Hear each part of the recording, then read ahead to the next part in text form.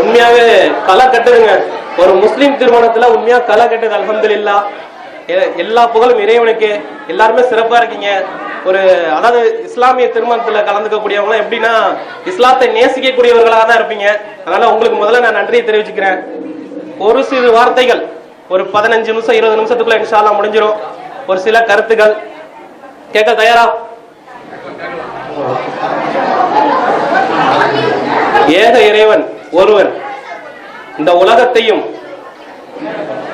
Sound ஓகேவா?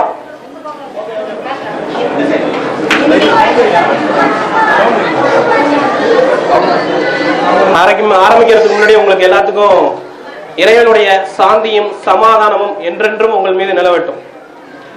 வானங்களையும் பூமியையும் அதற்கிடையில் இருக்கும் அனைத்து ஜீவராசிகளையும் படைத்து பரிபாலிக்கக்கூடிய ஏக இறைவன் அல்லாஹ், அவனை போற்றி புகழ்ந்து மேலும் என்னுடைய சொந்தங்கள் அனைவரையும் இங்கு அமர வைத்த அந்த இறைவனுக்கு நன்றி கூறி ஆரம்பம் செய்கிறேன்.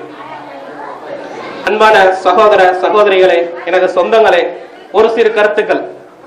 அது மனிதன், இந்த மனிதனுக்கு முக்கியமான விஷயங்கள் இருக்கு. முக்கியமான விஷயங்கள். இந்த மனிதன் 2 விஷயத்தை நோக்கி தான் தன்னோட வாழ்க்கையை பயணிக்கிறான். அந்த 2 விஷயங்கள் என்னன்னா,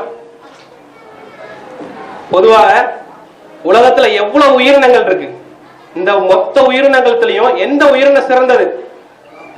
நிறைய படிச்சவங்களும் வந்திருக்கீங்க, ஸ்கூல் பசங்க இருக்கீங்க. எந்த உயிரினம் சிறந்தது யார் சொல்லுவாங்க? ஸ்கூல் பசங்க இருக்கீங்களா? மாஷா அல்லாஹ். மனுஷன். ஏன் மனுஷன் சிறந்தவன்? ஏன்னா மனிதனுக்கு தான் 6 அறிவு இருக்குது. மற்ற மிருகங்களுக்கு எல்லாம் அது குறைவு தான். 5 அறிவு, 4 அறிவு, 3 அறிவு இப்படிதான் இருக்கு. ஆனா மனிதனுக்கு தான் 6 அறிவு இருக்கு. இந்த 6ஆவதாக இருக்கக்கூடிய அறிவு என்ன? பகுத்தறிவு, ஆராயக்கூடிய அறிவு, தேடக்கூடிய அறிவு. தேடல் முக்கியம் தானே? அப்போ மனிதன் 2 விஷயத்தை தேடிக்கிட்டு இருக்கான் தன்னோட வாழ்க்கையில. அது என்னென்ன? நார்மலா நம்ம எல்லாருக்குமே பசி எடுக்கும். இந்த பசிக்காக தான் முதல் தேடல் இருக்கு. சம்பாதிக்க போறோம் இல்லையா, சாப்பாட்டுக்காக தானே. அப்ப முதல் தேடல் பசிக்காக தான் இருக்கு. அடுத்து 2வது தேடல் திருமணம் முடிச்சு வச்சுக்கிறாங்க.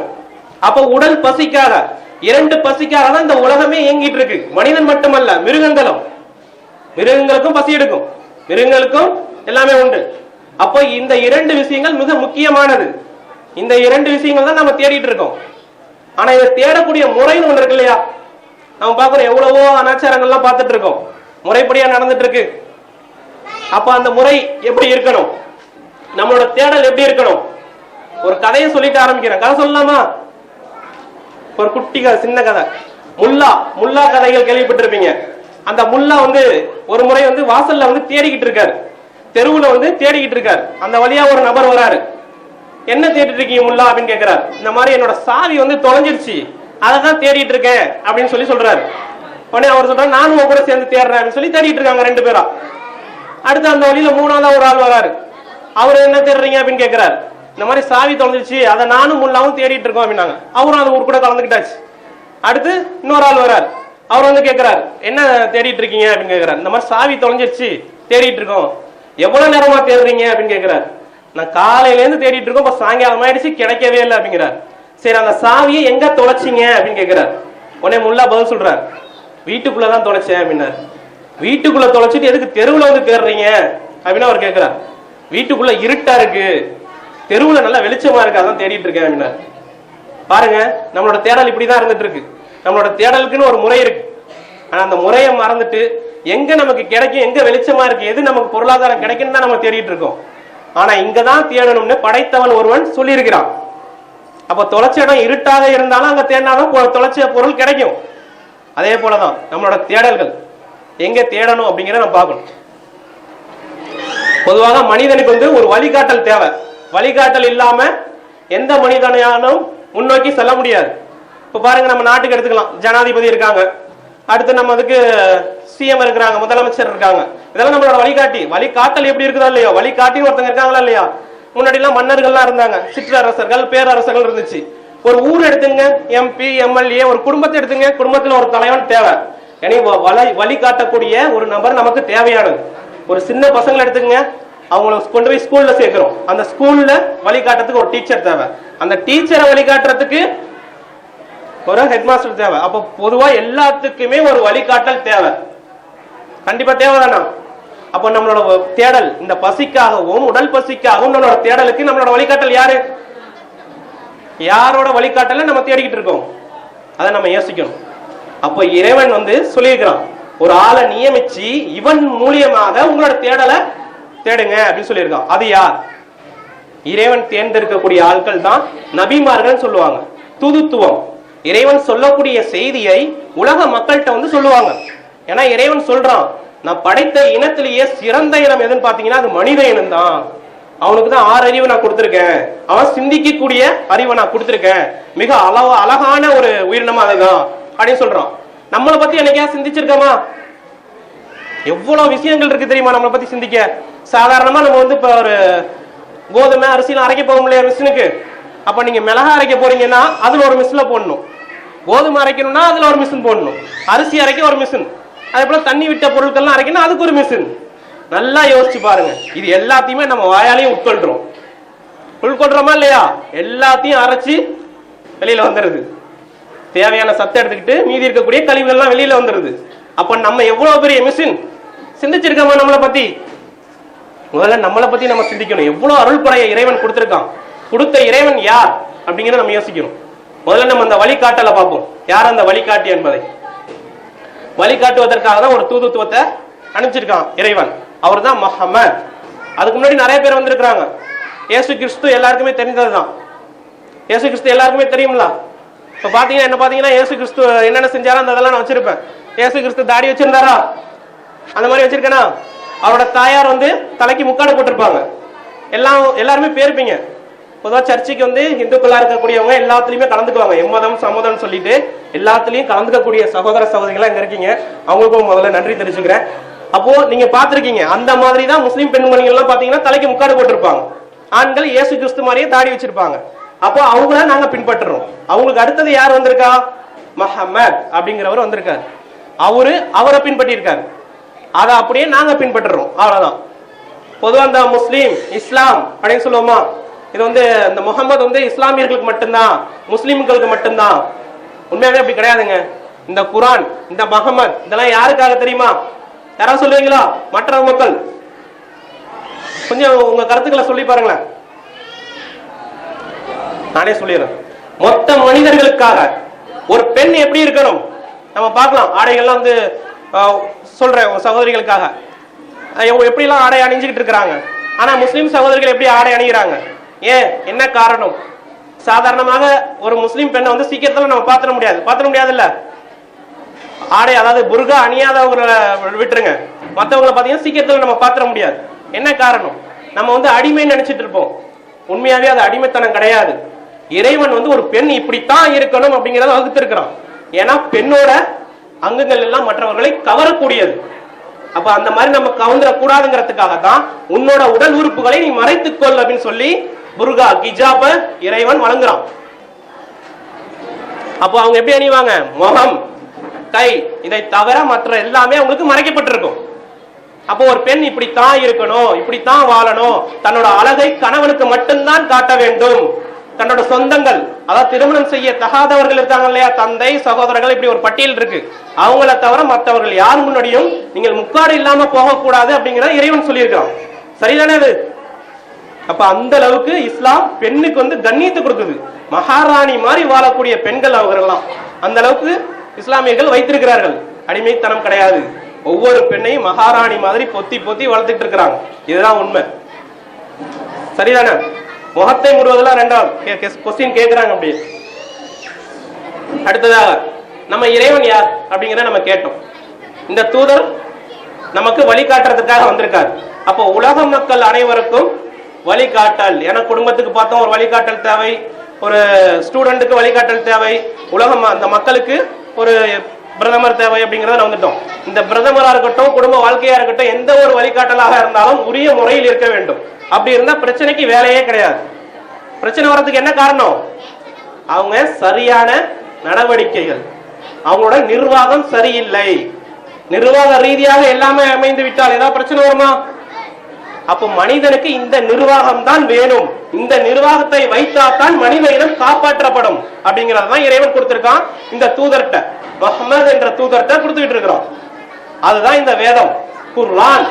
குர்ஆன் கேள்விப்பட்டிருக்கீங்களா மக்கள்? அல்ஹம்துலில்லாஹ். அந்த குர்ஆன் இறை வேதம். இந்த இறை வேதத்தில் என்ன சொல்லப்பட்டிருக்கு? ஒரு சகோதரி ஒரு படிப்பறிவில்லாத சகோதரி ஒரு டாக்டர்கிட்ட பேசுறாங்க. அந்த செயலை சொல்லிடுறேன். அவங்க மாசமா இருக்கிறாங்க. டாக்டர்கிட்ட போய் பேசிட்டு இருக்கும் பொழுது டாக்டர் சொல்றாங்க, உனக்கு இந்த அளவுக்கு வளர்ச்சி அடைந்திருக்குமா உன்னோட கருவு அப்படின்றாங்க. ஆனா அந்த பெண் சொல்றாங்க, இல்ல இந்த மாசத்துல இந்த அளவு தான் வளர்ச்சி அடைஞ்சிருக்கும் அப்படின்றாங்க. உடனே டாக்டர் கேட்கறாங்க, எப்படிமா நீ சொல்றாங்க? நான் சொல்றேன் பாருங்க அப்படின்னு சொல்லி அந்த குழந்தை எப்படி உருவாகுறது நம்ம ஏதாவது சிந்திச்சிருக்கோமா? ஆண்களாக இருக்கட்டும் தன்னோட மனைவிட்ட சென்று விட்டு அவங்க வேலையை பார்த்துட்டு போயிடுறாங்க. அடுத்த நிகழ்வு என்ன நடக்குது, எப்படி அந்த கரு உருவாகுது அப்படிங்கிற இறை வேதத்துல படைப்பாளனுக்கு தான் தெரியும். அந்த படைத்தவன் சொல்றான் எப்படி அந்த கரு உருவாகுதுன்னு. நீங்க உங்களோட மனைவிமார்கள்ட்ட சென்று போயிட்டீங்க, அதை இருட்டறைக்குள் அந்த துளி, சாதாரண நீர் துளி இருட்டறைக்குள் செலுத்தப்படுகிறது, அங்க பாதுகாக்கப்படுகிறது. அதாவது ரத்த கட்டியாக அது மாறுது. முதல்ல அட்டைப்பூச்சியாக இருந்து ரத்த கட்டியாக மாறி சதைபிண்டமாக மாறி அந்த சதைபிண்டம் எலும்பாக மாறி அந்த எலும்புகளுக்கு சதை கொடுத்து உருவமாக்கப்படுகிறது. அப்போ அந்த வசனத்தை அந்த படிக்காத ஒரு தோழி சொல்றாங்க அந்த டாக்டர்கிட்ட. இதை பார்த்தோன்னே அவங்களுக்கு ஆச்சரியமா இருந்துச்சு. என்னமோ இதை நீ எதுல இருந்து சொல்ற, இந்த அளவுக்கு சொல்ற, நான் கூட மாத்தி தான் சொல்லிட்டேன், நீ சொல்றது பர்ஃபெக்டா இருக்கு அப்படிங்கிறத அந்த டாக்டர் சொல்றாங்க. எப்படி எதுல படிச்ச, நர்ஸ் ட்ரைனிங் இது முடிச்சிருக்கியா அப்படின்னு கேக்குறாங்க. இல்ல என்ன 5ஆவதுக்கு மேல படிக்கவே வைக்கல, ஆனா இறை வேதம்னு ஒண்ணு இருக்கு குர்ஆன், அதை படிச்சேன், அதுல ஒரு மனிதன் எப்படி படைக்கப்படுகிறாங்கிறத தெளிவா சொல்லி இருக்குது அப்படிங்கிற அவங்க சொல்றாங்க. அவங்க அந்த இறை வேதத்தை வாங்கி படிக்கிறாங்க. ஒரு மனிதன் பிறக்கிறதுல இருந்து அந்த குழந்தைக்கு எத்தனை வருடம் பால் கொடுக்க வேண்டும், அதை எப்படி வளர்க்க வேண்டும், தாய் தந்தை குழந்தைகளை எப்படி வளர்க்க வேண்டும், அது பருவ வயதை அடைந்து விட்டால் அதோட வேலைகள்லாம் என்ன, அதோட பணிகள்லாம் என்ன, தாய் தந்தைகளை எப்படி கவனித்துக் கொள்ள வேண்டும். ஏன்னா இஸ்லாத்துல சொல்றது ரொம்ப தாய் தந்தையை கவனிக்கக்கூடியதுல ரொம்ப ரொம்ப முக்கியப்படுத்துது. ஏன்னா உன்னோட தாயை சீ என்று கூட சொல்லிவிடாதே அப்படின்னு சொல்லி இஸ்லாம் வலியுறுத்துது. உன்னோட தாய் மனம் நோகாம இருக்கணும், அப்பதான் உனக்கு சொர்க்கம் கிடைக்கும் அப்படிங்கிற இஸ்லாம் அழகாக சொல்லுது. இப்ப அந்த அளவுக்கு முக்கியமாக இஸ்லாம் மனிதனுக்கு வழி வகுத்து வந்துகிட்டு இருக்குது. அவன் அடுத்து திருமணம் முடிக்கிறது, அது எந்த முறையில் திருமணம் முடிக்க வேண்டும், அந்த மனைவியிடம் எப்படி நடந்து கொள்ள வேண்டும், மனைவி கணவனிடம் எப்படி நடந்து கொள்ள வேண்டும், அவ்வளவு அற்புதமாக எல்லாத்தையும் சொல்லப்பட்டிருக்கு. அடுத்து அவன் வாழ்க்கையில எப்படி சம்பாதிக்க வேண்டும், எப்படி அதை செலவு செய்ய வேண்டும், அது குழந்தைகள் அடுத்து அவங்க குழந்தைகள் வர ஆரம்பிச்சிடும். இப்படி அவங்களோட மரணத்தை பத்தி யாராவது சிந்திச்சிருக்கோமா? நம்ம வாழ்ந்துட்டு இருக்கோம், ஏதோ சாப்பிட்டு இருக்கோம், வேலைக்கு போயிட்டு இருக்கோம், நம்ம பிள்ளைங்களுக்காக சொத்து சேர்க்கிறோம், நம்ம எப்படியாவது சம்பாதிக்க நினைக்கிறோம். ஆனா நம்ம சம்பாதிச்சது யாருமே நம்ம கொண்டு போக முடியாது. உண்மையா இல்லையா? நம்ம பிள்ளைகளுக்கு விட்டுட்டு போறோம், பிள்ளைகளுக்கு தானே விட்டுட்டு போறோம். நம்ம இறந்த பிறகு என்ன நடக்குதுங்கிறதே நிறைய பேருக்கு தெரியாதுதானே, யாருக்குமே தெரியாது. சொத்து எங்க போகுதுங்கிறதே தெரியாது.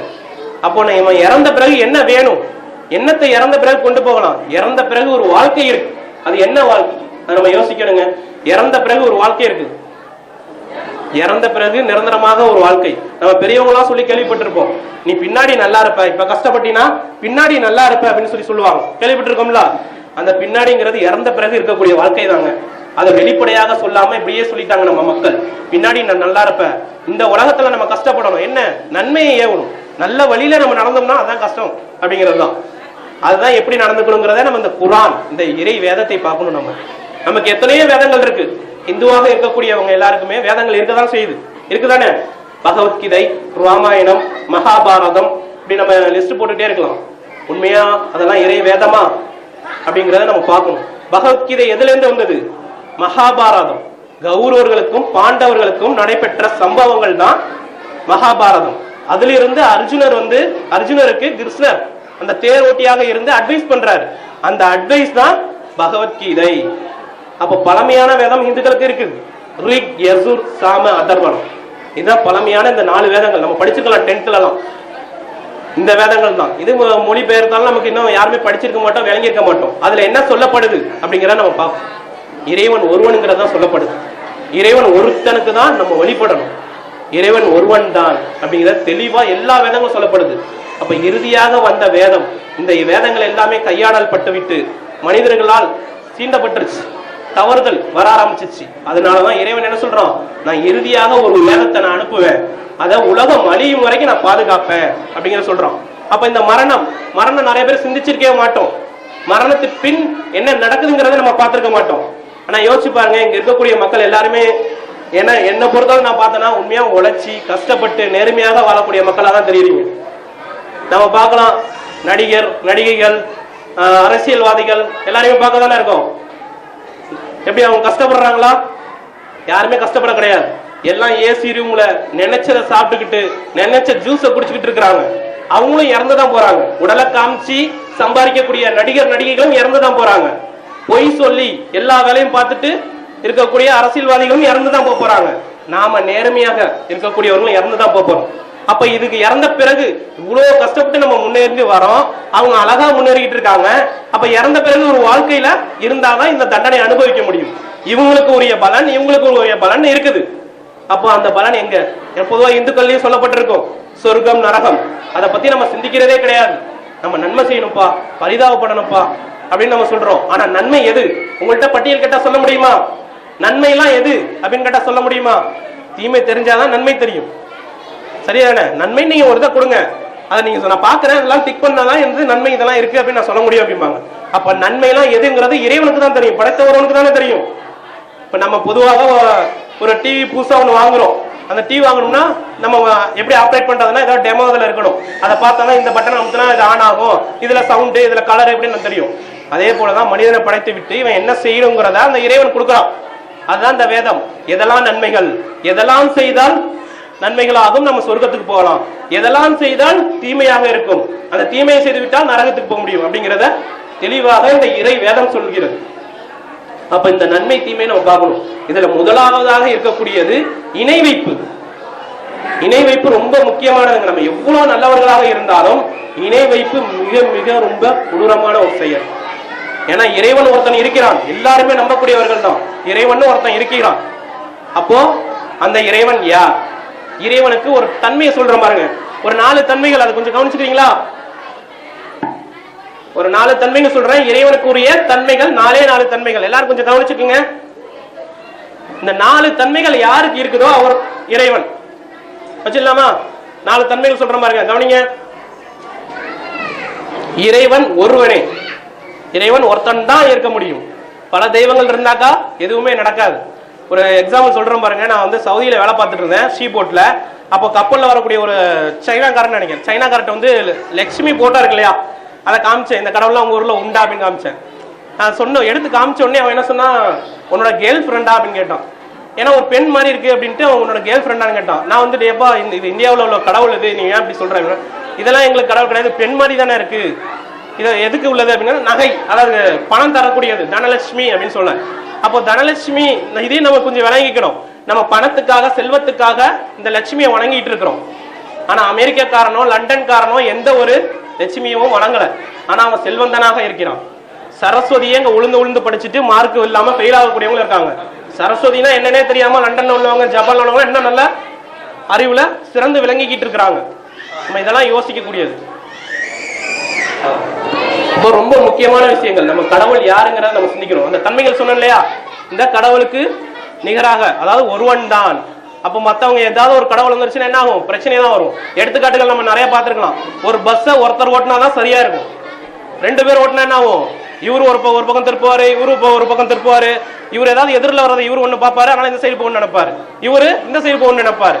நம்ம என்ன பண்ணலாம்? நம்ம வணங்குறதுக்கு கூட கடவுள்கிட்ட, ஒவ்வொரு கடவுள்கிட்ட பிள்ளையார்ட்ட போய் ஒண்ணு வேண்டுவோம், முருகன்ட்ட போய் வேண்டுவோம். நம்மளோட சகோதரர்கள் என்ன பண்ணுவாங்க? இவனுக்கு தீங்கு நடக்கணும்னு ஒண்ணு வேண்டுவான், அவனுக்கு நல்லது நடக்கணும்னு வேண்டுவான். இப்ப இதெல்லாம் நம்ம யோசிச்சு பார்க்கணும். கடவுள் எப்படி பலவிதமாக இருக்கலாம்? கடவுள் எப்படி பலவிதமாக இருக்கலாம்? 2வது தன்மையை பாருங்க. இறைவன் எந்த தேவையுமே அற்றவன். இறைவனுக்கு எந்த தேவையுமே கிடையாது. ஏன்னா உலகத்துல இருக்கக்கூடிய அத்தனையுமே இறைவன் தான் படைச்சிருக்கிறான். யோசிச்சு பாருங்க. நமக்கு கீழே தான் அத்தனை விலங்குகளுமே. ஏன்னா எவ்வளவு பெருசு, எவ்வளவு பெரிய ஏனையா இருக்குது. ஆனா என்ன பண்றான் மனிதன்? அதை மேல ஏறி உட்கார வச்சு பிச்சை எடுக்க விட்டுறோம். அந்த அளவுக்கு கட்டுப்பாட்டு கொண்டு வந்துடுறோம். ஒரு சிங்கம் எவ்வளவு பலமானது போய் பாருங்க, ஜூல சிங்கம் புலி எல்லாத்தையும் அடைச்சு வைக்கிறாங்க. அப்போ அந்த அளவுக்கு தன்மைகள் மனிதனுக்கு இருக்கு. அப்போ இவ்வளவுதான் இறைவன் படைச்சவனுக்கு எதுக்கு தேவை? நம்ம படையல் வைக்கிறோம், பூஜை வைக்கிறோம், இன்னொரு கிடா வெட்டுறது, கோழி எடுக்கிறது எல்லாம் பண்ணிட்டு இருக்கோம். இதெல்லாம் எதுக்கு? நமக்கு கொடுத்ததை எதுக்கு திரும்ப கடவுளுக்கே செலுத்தணும்? அப்ப முதல் விஷயம் என்ன சொன்ன? இறைவன் ஒருவன் தான். 2வது, அவன் எந்த தேவையும் அற்றவன்.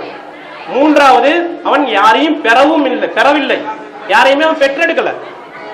நம்ம இந்து கடவுள் எல்லாம் பார்க்கலாம், அவனுக்கு குழந்தை உண்டு, அதுக்கு அடுத்து அவனுக்கு துணை உண்டு அப்படின்னு பார்க்கலாம். அப்போ அதெல்லாம் ஏற்பட்டு இருக்குமா அப்படிங்கிற நம்ம சிந்திக்கிறோம். இதை கவனிக்கிறீங்களா? நம்ம சகோதரிகள்லாம் கொஞ்சம் சத்தம் போடாம இருங்க, கொஞ்சம் அமைதியா இருக்கீங்களா நம்ம சகோதர சகோதரிகள்லாம்? அப்போ மூன்றாவது தன்மை என்ன? அவன் யாரையும் பெறவும் இல்லை, அவனை யாரும் பெற்றெடுக்கவும் இல்லை. இதுதாங்க ரொம்ப முக்கியமானது. நம்ம கோட்பாடுகளை பாத்தீங்கன்னா மாமன், அதற்கு இறை கடவுள்ல மாமன், மச்சன், அவனுக்கு இருக்கக்கூடிய குழந்தைகள், அவனுக்கு வரக்கூடிய அந்த மனைவிகள், இப்படி தொடர்ந்து போய்கிட்டே இருக்குது. அப்ப ரொம்ப நம்ம யோசிக்க கூடியது, கடவுள் தன்மைகள்லாம் இந்த அளவுக்கு இருக்குமா அப்படின்ட்டு. அப்ப இறுதியாக இருக்கக்கூடிய அந்த தன்மையை சொல்லிடுறேன், அவனுக்கு எவரும் நிகர் கிடையாது.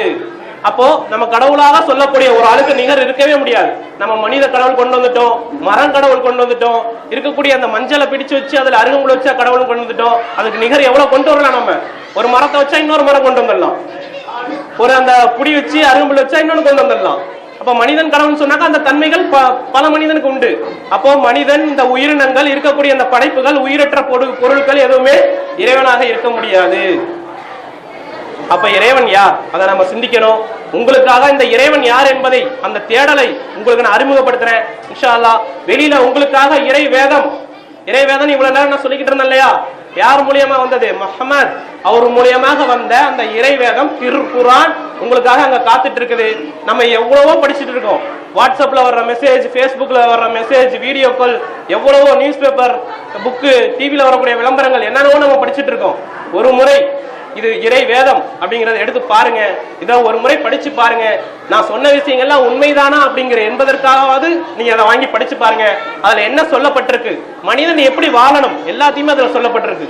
அதனால ஒரு முறை அதை வாங்கி நீங்க படிச்சு பாருங்க. உங்க வாழ்க்கையில் அந்த தேடல் வர வேண்டும்.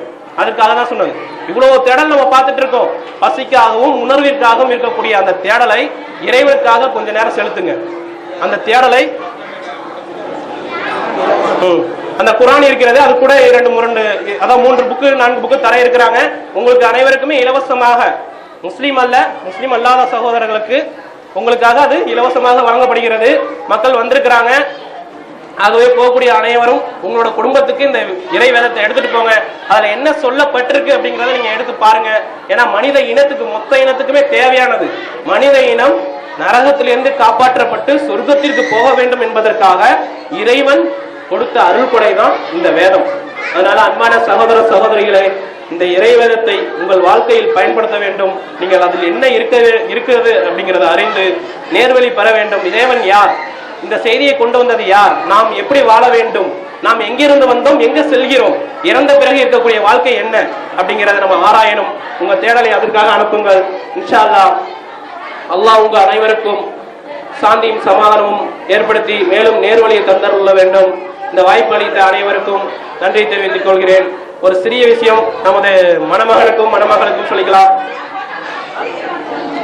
இறைவன் கூறியிருக்கிறான், அவர்களுக்கு நீங்கள் ஆடையாகவும் நீங்கள் அவர்களுக்கு ஆடையாகவும் இருக்க வேண்டும் என்பதற்காக நாம் அனுப்பியிருக்கிறோம். அதாவது கணவன் மனைவிக்கு ஆடையாகவும் மனைவி கணவனுக்கு ஆடையாகவும் இருக்க வேண்டும். இதுல முக்கியமான கருத்து என்ன?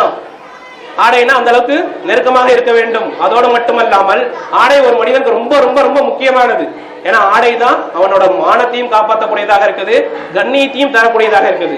ஆகவே இவர்கள் இந்த கண்ணியத்தை ஏற்படுத்தக்கூடிய துணையாக இருக்க வேண்டும். இவங்களது வாழ்க்கை சிறந்து இவங்கள் சொர்க்கத்தில் செல்லக்கூடிய துணையாக இருவருக்கும் அமைய வேண்டும் என்று பிரார்த்தித்து எனது உரையை முடித்துக் கொள்கிறேன். அல்ஹம்துலில்லாஹ். அஸ்ஸலாமு அலைக்கும் வரஹ்மத்துல்லாஹி வபரகாத்துஹு.